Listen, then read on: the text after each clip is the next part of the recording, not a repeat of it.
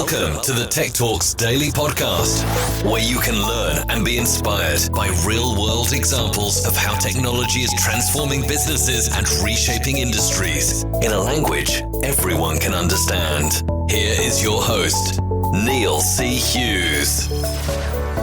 Welcome back to the Tech Talks Daily Podcast. Now, a quick shout out to Maddie and Sophie in the US, who have both left reviews for the podcast on Apple Podcasts. And it really does help the show, especially in this battle against the algorithms that determine who will discover the new podcast and who won't. So remember, if you send me a screenshot of a review, I'll give you a shout out on this podcast. So please, anything you can do there would be greatly appreciated. And also a big thank you to Calvin Brown and Tim Robson, who both recently reconnected with me. They've been on the podcast separately in the past.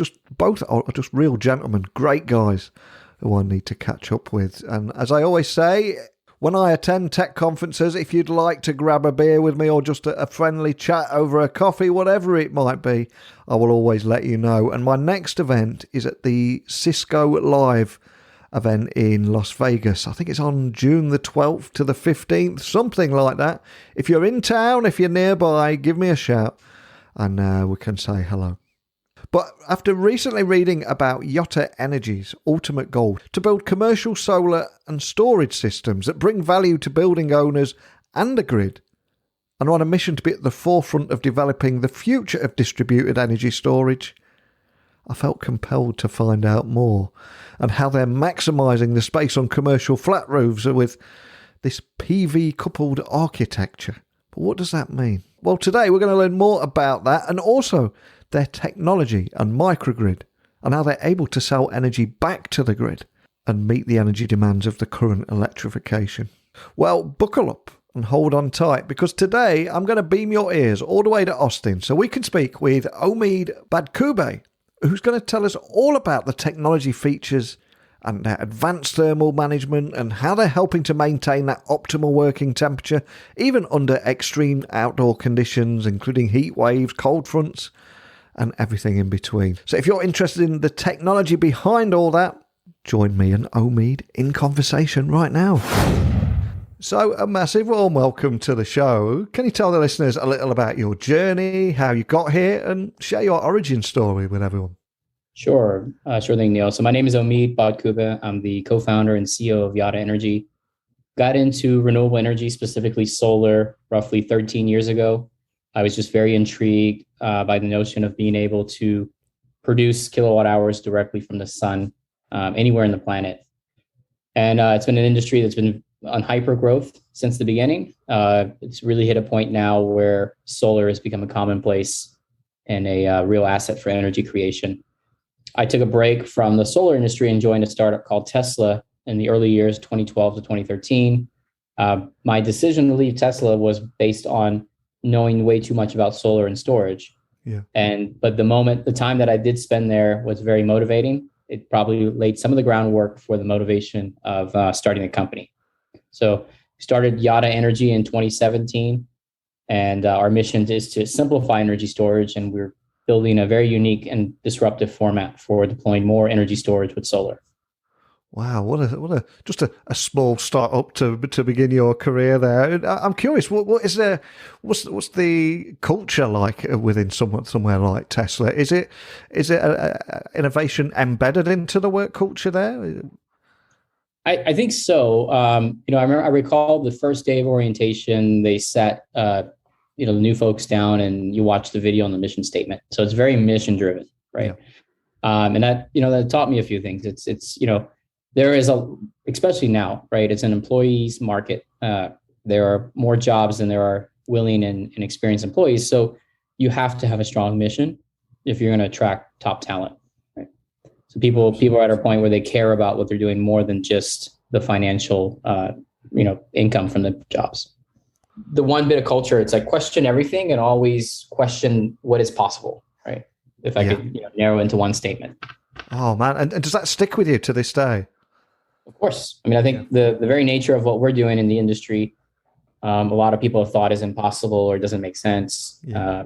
And that's very much a part. Like you have to innovate and you have to be ahead of innovation and you have to have high ambitions. And of course, that path led you to Yotta. And I read that your ultimate goal is to build commercial solar and storage systems that actually bring value to building owners and the grid. But can you offer an overview of what Yotta is and what problems you solve and what makes you different from other solutions out there? Sure. So Yotta, we are a technology company that's pioneering a new architecture or format of energy storage. So today in the C&I, which is commercial and industrial sector, the common way of adding energy storage is a big box of batteries, usually a shipping container. And, there are some companies like Tesla that have cabinet-based systems, but they're very cumbersome. They're very large. They require bespoke engineering. Every project is a complex engineering task. Right? And this has kind of slowed down the growth of energy storage. Meanwhile, the deployment of energy storage on rooftops is on hyper growth. Right? So we are the first company that's created a battery. It can be referred to as a micro storage battery or panel level storage. But our battery is about the size of a briefcase, and it's a decentralized architecture of energy storage. So we can literally plug them right behind solar panels on the existing racking that is already being occupied in the roof space. And then you build it to the specific needs of the building. So if a building might need 100 kilowatt hours, they use 100 units of our batteries. And so we're the first solar+storage architecture that doesn't take up any physical footprint beyond the footprint of the solar modules. And energy is such a big topic at the moment. So I'm curious, how do you see the future of distributed energy storage? Because it is such a big talking point, isn't it? The future is we need lots more of it, simply put. So the transition to electrification is happening at a rapid pace. I don't think any utility anywhere in the globe has actually really thought about the demand pool that electric vehicles will bring to the market. Right. Yeah. So the quickest way to hedge against this is to just deploy more distributed energy resources. Right.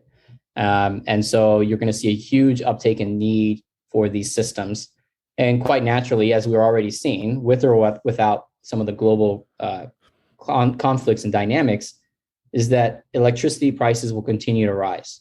And the higher they go, the more and more sense that solar energy storage makes sense.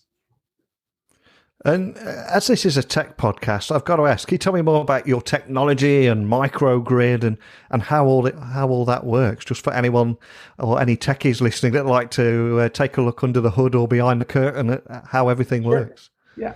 So the best way to explain kind of what we're doing is most people by now are familiar with microinverters in the solar industry. And it's the concept of, instead of having one large centralized inverter system, you have a microinverter that goes behind every solar module, right? We are kind of taking that same concept to a battery. Rather than having one large battery, we have a micro battery that can scale to the specific size and needs of a project. And then the enabling underlying technology that we've pioneered is a very unique thermal management system. Because the first obstruction you might get to a product like this is the fact that batteries don't like high temperatures, nor do they like extremely cold temperatures. And that's what we've solved. We've developed a very unique thermal management technology that protects the batteries against these extreme temperature swings. Then beyond there's a lot of power conversion and power electronics. And then the final layer is really solving the software system. You want these systems to be deployed on rooftops and automatically generate the highest revenue that makes sense. So if the grid has different time of use structures, it would automatically push the energy to the time that it's the most valuable. And when I was doing a bit of research on you guys, I also read that your technology features advanced thermal management to maintain an optimal working temperature. Can you expand on that and what that means too? Sure. So then today's common practice in the industry to cool batteries, you have some companies that use HVAC, an air conditioning system. You have some companies that use liquid cooling, and you have some companies that do nothing, and they suffer the degradation of thermal against the battery's lifespan. Our technology is based off of a phase change heat exchanger. And what we're essentially doing is we're using a very unique phase change material that buffers the heat from the daytime high and the nighttime low and brings a nice equilibrium of temperature band for the battery to operate in. And what's really cool about this technology is it's completely passive, meaning that there are no moving parts in the design. there's really nothing to fail in the thermal technology. So cool what you're doing here. And of course, for anyone outside of the tech industry, do you have any use cases that could just bring all that to life for everyone listening? Sure. I'll give a project that we recently completed. So we recently did an 87 kW system for a commercial roofing contractor. This is roughly about 180 solar modules. And the use case here is that the system is designed to offset about 90% of their electricity usage, but it's also tied to a backup microgrid system, so that if there's an outage, which happens a lot in the Gulf South, the system can continue to operate. But the biggest highlight of the system is that as a business owner, fuel costs might sometimes be your highest expense. So this particular business owner is planning to convert a lot of his fleet of trucks over to electric. So the same system that's sitting on top of his rooftop for his facilities can now recharge his vehicles. And he's expected to save, somewhere around 600,000 just every year. And so it brought the system payback to 2 to 3 years, whereas just a solar system by itself will have somewhere between a 7 to 10 year ROI.